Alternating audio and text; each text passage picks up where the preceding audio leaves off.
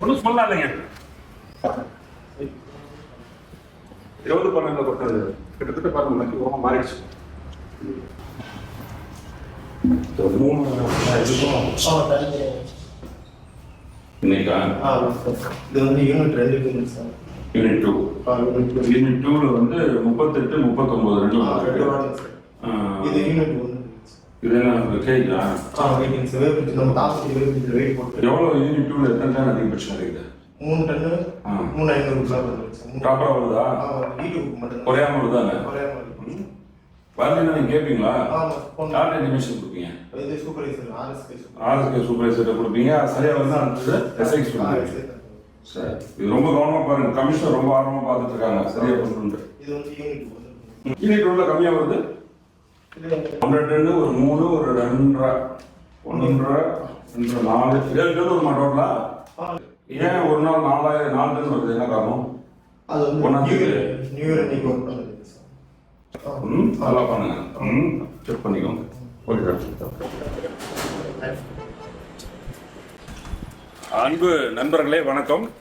இன்னைக்கு தேதி வந்து 5 ஜனவரி 5 மதியம் 3 மணி. ஒரு மாமன்ற உறுப்பினர் என்கின்ற அடிப்படையிலும் மாவட்ட திட்டக்குழு உறுப்பினர் என்கின்ற அடிப்படையிலும் நம்முடைய மாநகராட்சியிலே இருக்கக்கூடிய நுண்ணுயிர் உரம் தயாரிக்கும் மையமாக செயல்பட்டு கொண்டிருக்கக்கூடிய அம்மாப்பேட்டை பைபாஸ் குண்டுக்கல்லூர் என்சிசி சென்டரிலே இன்றைக்கு ஆய்வு செய்வதற்காக நான் வந்தேன். இங்கு 3 என்சிசி சென்டர்களும் செயல்பட்டு கொண்டிருக்கின்றன.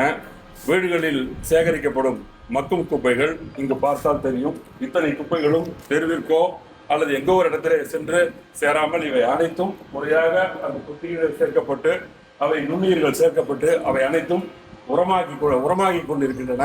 அவங்க தனியாக பிரித்து மக்கும் குப்பைகளாக நீங்கள் உங்களை தேடி வரக்கூடிய மாநகராட்சி தூய்மை வாகனங்களில் வழங்கினால் அவை அனைத்தும் உரமாக மாற்றப்பட்டு விவசாய பெருமக்களுக்கு வழங்கப்படும். அதே நேரத்தில் நகர் நலம் தூய்மையாக இருக்கும், எங்கும் குப்பைகள் இருக்காது. எனவே நம்முடைய தலைவர் அவர்கள் மக்கும் குப்பை மக்காத குப்பை என்று குப்பைகளை பிரித்து தாருங்கள் என்று கேட்டுக்கொண்டிருக்கின்றார்கள். அவர்களுடைய முயற்சிக்கு வலு சேர்க்கக்கூடிய விதமாக இன்றைக்கு சேலம் மாநகரத்திலே ஒரு 30க்கும் மேற்பட்ட என்சிசி சென்டர்கள் சிறப்பாக செயல்பட்டுக் கொண்டிருக்கின்றன.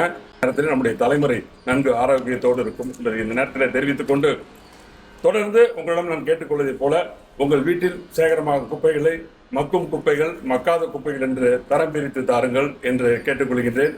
நன்றி, மகிழ்ச்சி, வணக்கம்.